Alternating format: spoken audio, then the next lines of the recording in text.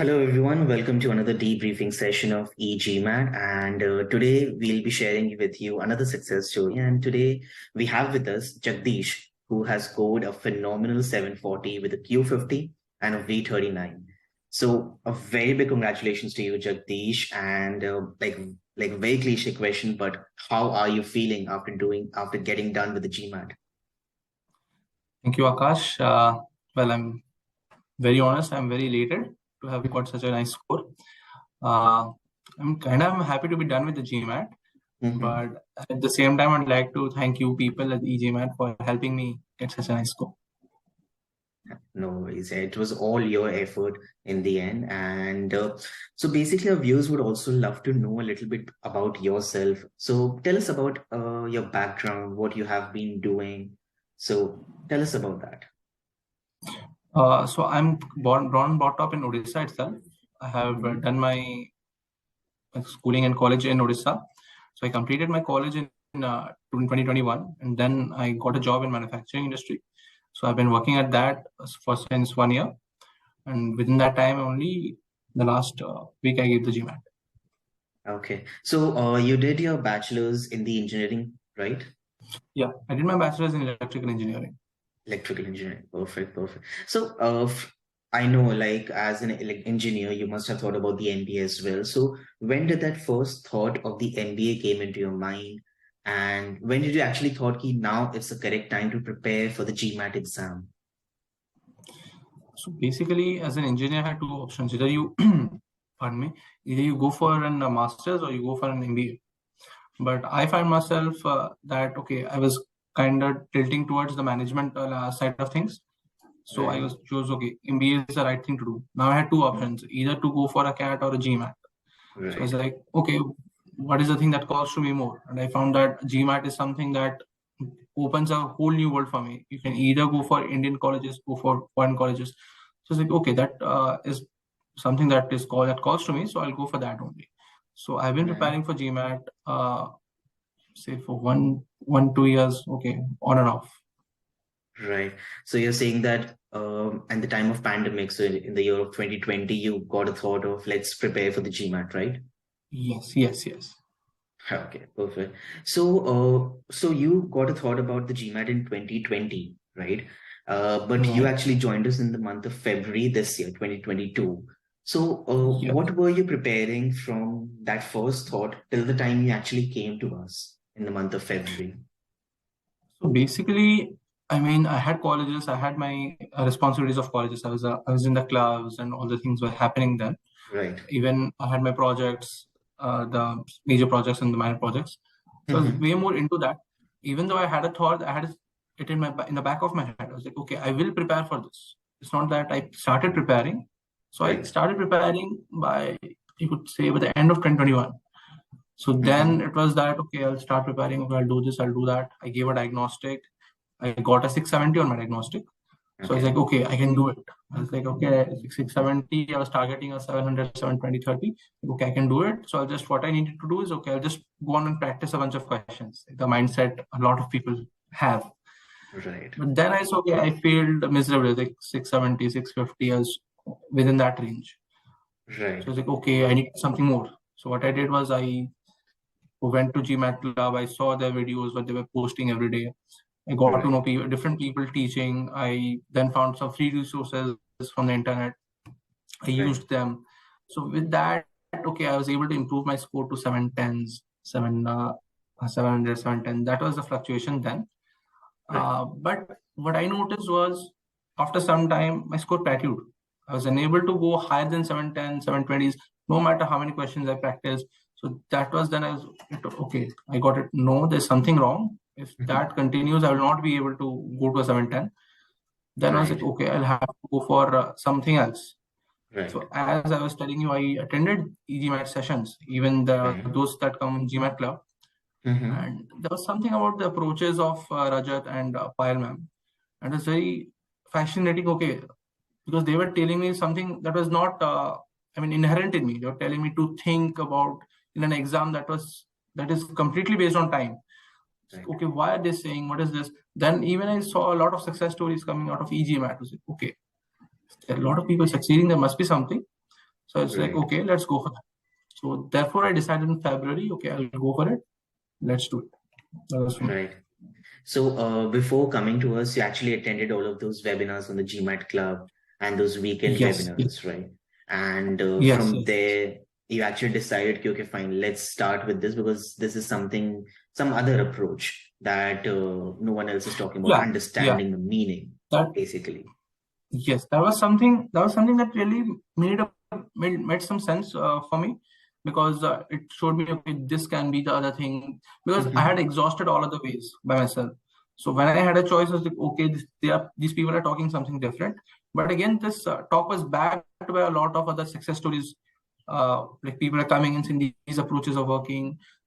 So it was very counterintuitive. Let's be very honest. When someone says spend the time looking at the question, looking at understanding the meaning, I mean, it's a question, we have barely 1 minute 20 seconds to do it. Why should I Right. spend time on the question?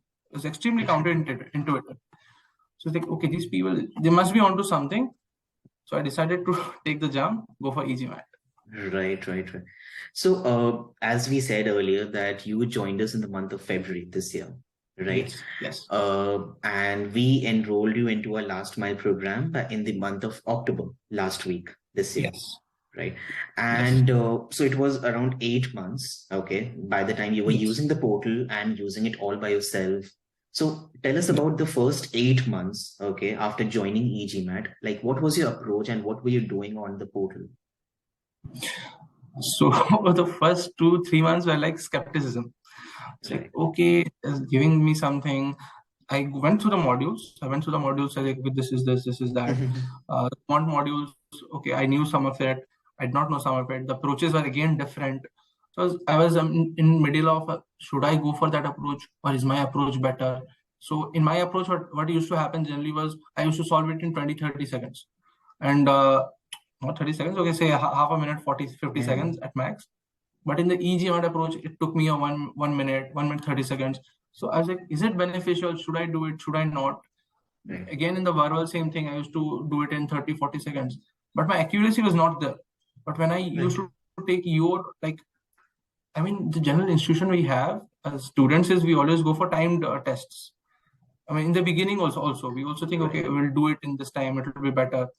Right. So I was in the midst of that. I was like, okay, I'll use my approach only. There was like Right. first 2 3 months of denial. I'll not use the approach. I'll use my approach. It's working Right. fine.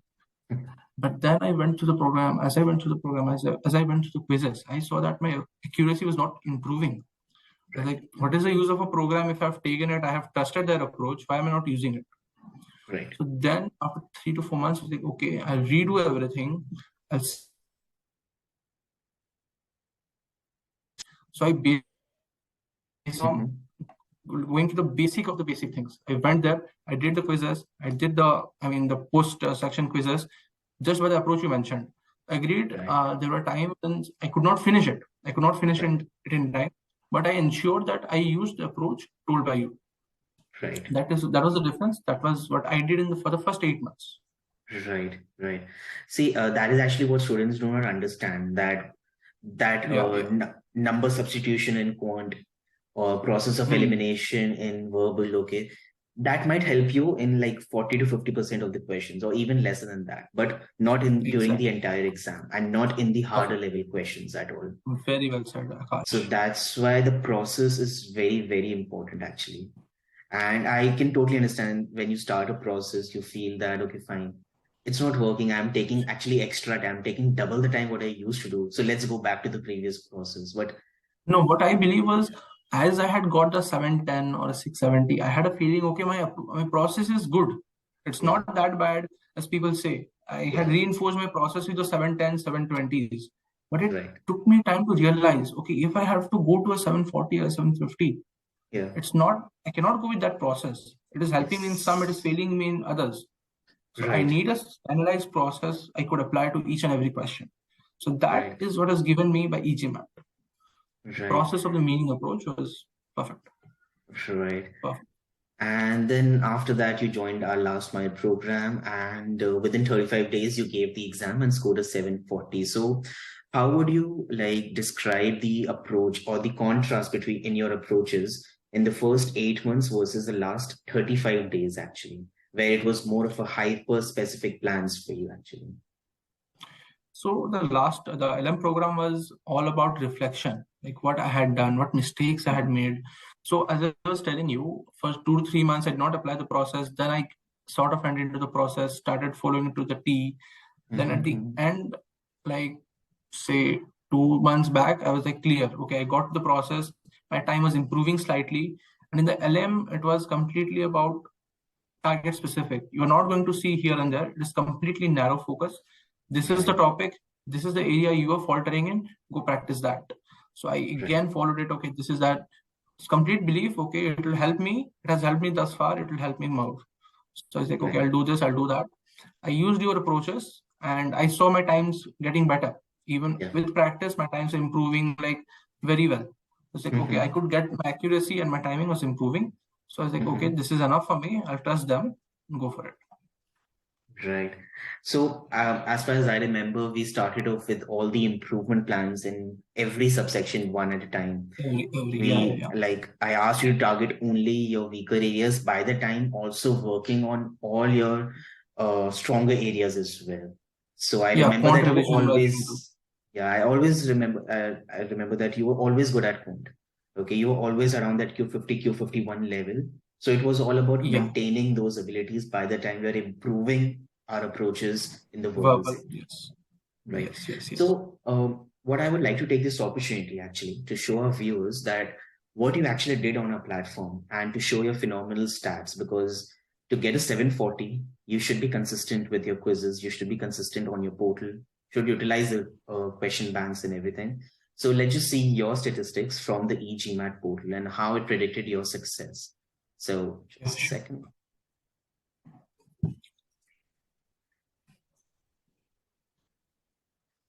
Okay, so as we can see right now, so these are the verbal Scholaranium stats for Jagdish. And we are only talking about the hard level questions over here because from there you get the actual improvement if you improve your level in the harder level. Now, if we see his current ability, the last 20 questions, okay, he had a phenomenal accuracy in sentence correction and in critical reasoning and in reading comprehension as well. As you can see, he's well above the thresholds in across all the subsections. And if we translate the score into a percentile and a verbal score, it definitely translates into a 90th percentile ability. And thereafter, he got a V39. More than this, actually, impressingly, let's talk about his sentence correction. Okay. So as we can see right now on the screen, this is a graph of Jagdish in the sentence correction in the hard level questions. Okay. So as we can see, his first attempt, he started attempting the hard level questions in the month of August. He started with a 40% accuracy. And by the time he actually ended, he had a 90% accuracy. And this is actually a wonderful graph to show to the improvement and the hard work that Jagdish has put in SC. So phenomenal, Jagdish. It is like a commendable feat to achieve over here to get a 90% accuracy in SC overall. Now, I would just like to ask you, like, what was your approach of getting this kind of an improvement throughout the journey? My approach was to get rid of my approach. That's well said. See, what happens is, like, again, as I had previously mentioned, once you get a score, you stick to approach, it is pretty hard to let go.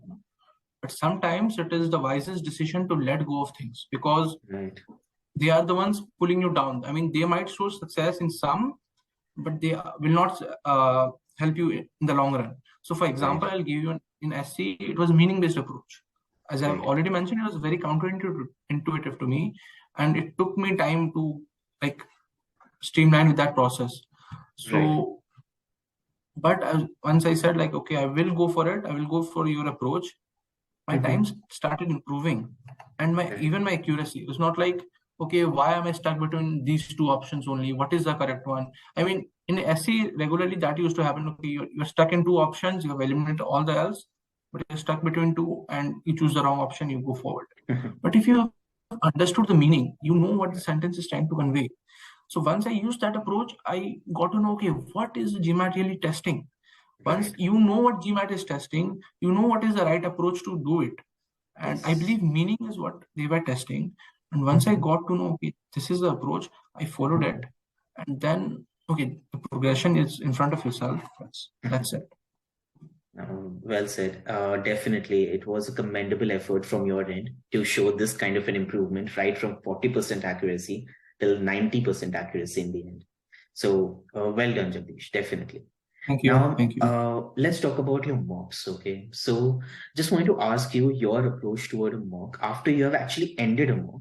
So, your approach towards analyzing and how to get those insights from a mock. So there were two things. First was giving the mock. I ensured that once I had set a GMAT exam time I had set for my actual GMAT, I ensured that I used the mocks very carefully. I did not like, okay, once I got there, I did not go like, and okay, I'll give a mock, I'll see how much I score. I mean, mocks are not to be treated lightly. So once the timing was set, I used to make myself sit there and give the mock full-fledged.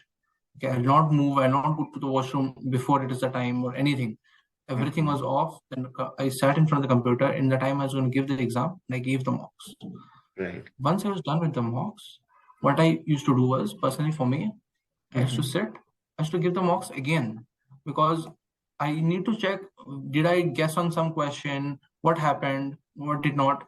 Once I was done with that, then I went to the areas where, like, you get all the statistics in the e-GMAT piece, right? I went to there. I saw what were the questions I faltered in. I went back to the concepts. I revised. Okay, why did I falter in? It is basically, once you're done with the mocks, then it is where your work actually starts. You need to see what you faltered in, how you faltered in, why did you make a mistake. Even the questions you got right, why did you get it right? What was the reason you got it right? Why was it? Right. No, all those things happen. Right. That is why you must, see what has happened, what was the real reason for the score. That is what I did. I completely analyzed everything what was in the mocks. Right. That was my approach to mocks, basically. Right. And all about our discussions about the how to utilize the time during the mock actually, so that we are left with good enough time in the last blocks wherein we are facing the toughest questions, and to utilize your skipping strategy in the Perfect. I which really questions forgot to to skip. mention that. I should tell everyone that. So what used to happen for me, guys, was I had this very thing that, okay, I have to get the 10 questions right. And after that, I cannot make any mistakes. So in the second phase of questions, say 10, 11 to 20, I used to take a lot of time, guys. I was like, okay, I cannot get this wrong. I cannot get this wrong. I used to spend 3 minutes, 4 minutes on questions. And at the end, I got them wrong. And in the last section where the hardest questions came, I did not have time for them. So I was like, I used to guess on them. So that I don't think is the right strategy. Even I had a chance to implement that strategy in my real GMAT as well. So sometimes, as I said, it is very good to let go. You let go of that question. If you see you're unable to do it, let go of it. Then you can attempt the other questions. You will have ample time to attempt those questions. Because I must say this, because I was someone who could not finish the test in time. And I went to, in my actual GMAT, I remember I had 2 minutes left and I was done with the section. So skipping strategy is something, it is again counterintuitive. You don't want to leave a question like we have this approach. Okay, I cannot leave a question. I have to do everything. Yes. But you have to skip some questions to get definitely. Yeah. Definitely, because in the end, even if you want a Q51, you do not need 100% accuracy over the GMAT doesn't want that. Of course. Right. So tell us something about your test day experience. How was your test day? What were you expecting out of your test day? How it went? So for me, again, it was quite nerve-wracking, to be very honest. But what helped me was my mocks. As I said, I took them very seriously, very carefully. I used to sit at the time I had my exam, so that for two things. First of all, my mind needed to be prepared to be at its best, at its peak during that time. And I was like, if I can simulate the exam environment during my mocks, it'd be very easy for me. Like the exam would just be a mock for me. Right. But again, I accepted that there's, you'll always have the pressure. But once you get into that exam mode, you'll feel like, okay, it's just another mock. I can do it as I have done it already. So that is the approach I took. That is what helped me. Right. No, definitely. It's very important to replicate your exam day on a mock day itself, so that by the time you reach the exam day, it's just another mock fail. And all of Yes. those nerves just is not there actually anymore. So definitely that's the perfect strategy to go for. And Jagdish, was really very nice talking to you, actually, knowing about your journey. Would love to know if you have any tips for our GMAT aspirants all over the world. I'll just say one line, that the most important thing is the question in front of you. Nothing else matters. I mean, a friend told me that, and you cannot think about the question that is going to come next. You cannot think about the question that has come to you. Forget it. Most important thing is the question in front of you. Do your best on that question, and everything will take care of itself. Do not think about what is the goal, what is it going to lead to. Just be a robot in an assembly line. Your work is to do the question in front of you in the best manner possible. Yeah, definitely. And I'm sure you succeed with that. Definitely. Well said. Well said. It's definitely very important to actually attempt every question on its merit, and not to carry the baggage of the previous question to the next question that you will be attempting. Not to actually think what level of question this is. Let the algorithm do its work. You just trust in your process. So exactly. Yes, perfect. So thank you so much, Jagdish, for connecting with us and sharing your journey with everyone. And I'm definitely sure that you will be excelling in all your future endeavors as well. And from my side and from the e-GMAT family, we wish you all the very best for all your future endeavors. And I'm definitely sure that you will excel in everything, whatever you achieve for. Thank you so much, Jagdish. And thank you so much, Akash. Thank you so much. I mean, last thank you to you and e-GMAT team. I remember for some time I was inactive on the platform because I had a lot of prior work expectations from me. I would like to take this opportunity to thank you and Payal ma'am for reaching out, because she actually mailed me, but as I was again deputed in some other area, I could not check it. She went over LinkedIn. She was like, okay, why are you not attending? What happened? Is everything okay? So thank you for that. Thank you for helping me throughout this process. I'll just say one line. e-GMAT has been the best investment in my GMAT journey, and I hope you all the success. Thank you so much, Jagdish. Thank you so much for such kind words, and all the very best, and congratulations once again. Thank you. Thank you so much. Thank you so much, Akash. Thank you.